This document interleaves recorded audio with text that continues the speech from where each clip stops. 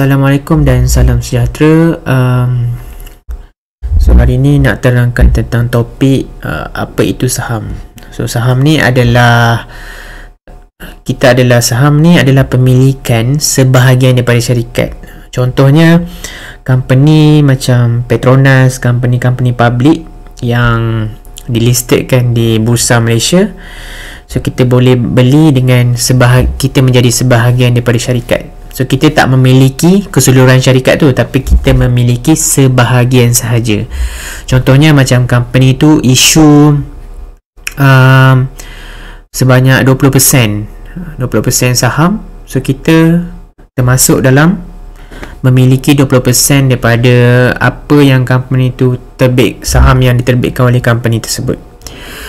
So sebagai pelabur ataupun yang memiliki saham tersebut, so kita menjadi sebahagian daripada yang memiliki aset dan earning syarikat. So contoh macam ada certain company ada property ataupun kedai, so apa-apa aset sekalipun, kita menjadi sebahagian daripada pemilikan aset dan earning syarikat tersebut lah. Okey, seterusnya kenapa saham diterbitkan? Contohnya Abu ni, nama company ni Banana Telco Serangan Berhad.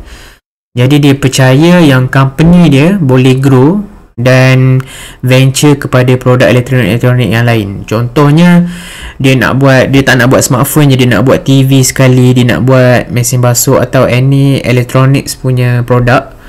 So dia memerlukan capital.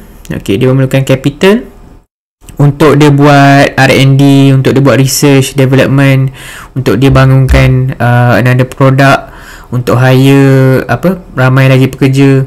Dalam masa yang sama dia nak jual produk-produk dia ni, so dia perlu buka lagi banyak store.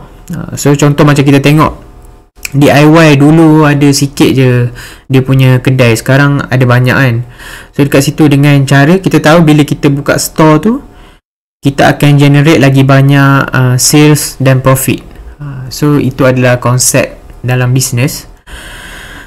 Seterusnya, so Abu ni dia perlukan capital untuk dia buat perancangan lah, untuk besarkan company dia. Selalunya untuk besarkan company dengan untuk buat produk baru ke, so dia memerlukan capital.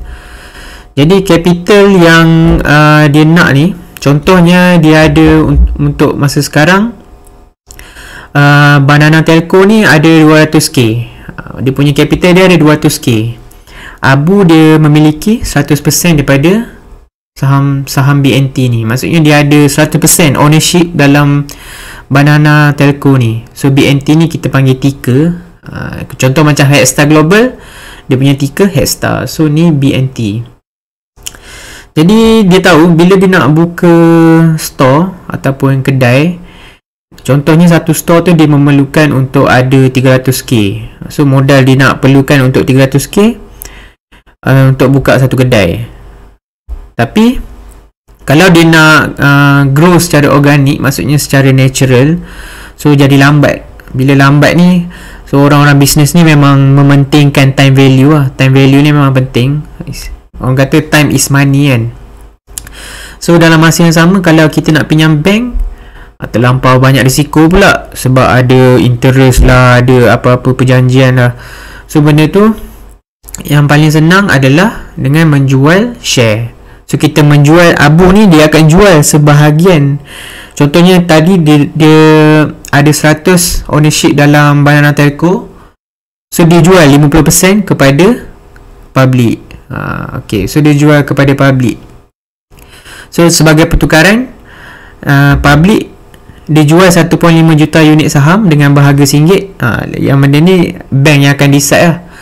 Bank yang akan decide berapa unit ni, berapa harga dia. Tapi secara senangnya kita nak tengok 1.5 juta unit yang dia jual dengan berharga RM1. So dia akan dapat 1.5 juta ringgit lah.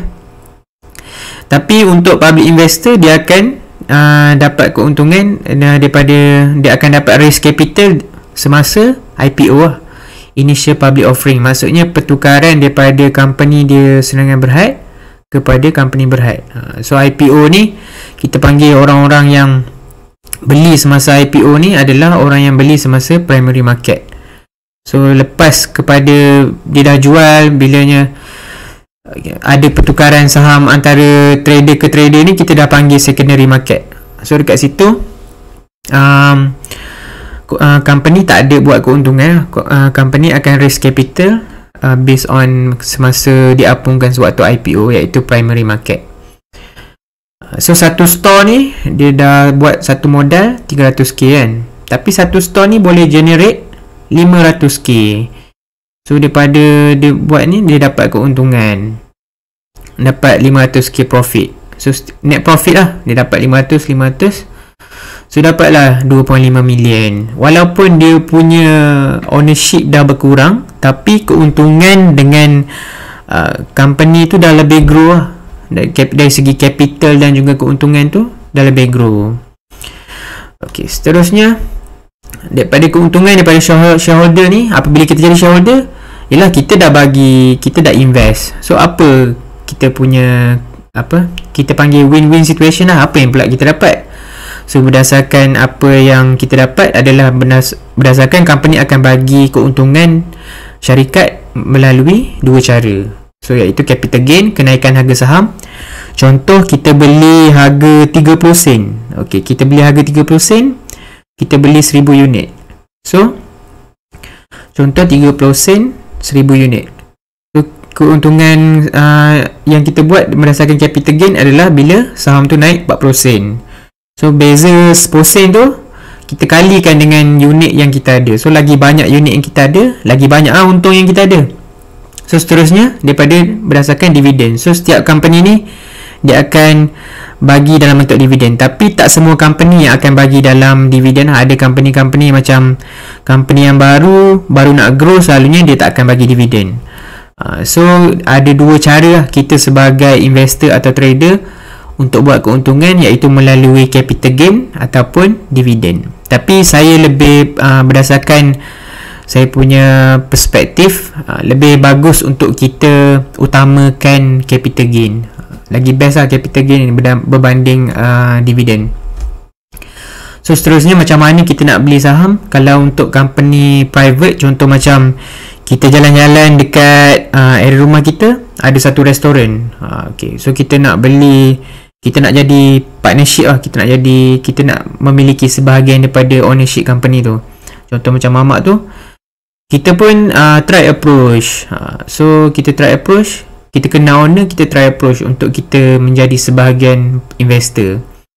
Tapi dalam masa yang sama, untuk private company ni, kita tahu memang susah untuk menjadi investor, sebab dia perlukan, kita memerlukan high net worth lah. High net worth ni maksudnya kita punya income tu ada sekian-sekian. Tak silap saya, kalau untuk aset memerlukan 3 million, dan juga untuk kita perlu ada earn certain, maksudnya gaji tahunan ataupun kita punya sebagai bisnes, kita punya pendapatan tahunan tu melebihi ada certain amount. So untuk public company ni lah satu company yang kita nak fokus. Company public yang delisted di Bursa Malaysia. So siapa sahaja boleh buka akaun CDS, boleh beli. Buka akaun CDS RM10 saja, sudah start boleh beli saham. So kita masuk modal 300 ke 500 ke 3000 ke 30,000, kita dah start boleh beli company-company yang listed. Ada beribu company yang listed. So pilih mengikut kajian masing-masing, ikut test masing-masing, so kita boleh beli. So itu yang kita nak fokus adalah kita nak invest ataupun trade di company-company yang public lah, yang ada berhad, bukan senangan berhad. So seterusnya, peranan trader dalam saham adalah kita mengambil peluang dari segi kenaikan dan kejatuhan harga saham. So kita tahu saham ni harga dia fluctuate. So trader-trader yang ada skill ni, maksudnya kita boleh ambil peluang lah daripada kenaikan dan kejatuhan harga saham ni, kita buat keuntungan juga. So trader-trader ni dia punya time frame lagi singkat lah daripada investor. Investor mungkin invest dalam sesuatu company tu mungkin dari segi 2 tahun, 3 tahun. Tapi kalau trader, kita mungkin buat keuntungan dari segi sebulan, 2 bulan, less than setahun lah.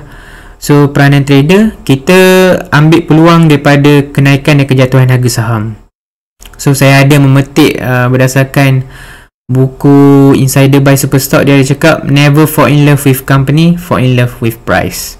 Maksudnya apabila kita menjadi trader ni, yang paling penting adalah price action dan volume, dan juga yang penting price lah. Kita penting price, kita buat keuntungan daripada price. So kita bukan nak hold suatu company tu dalam masa yang lama.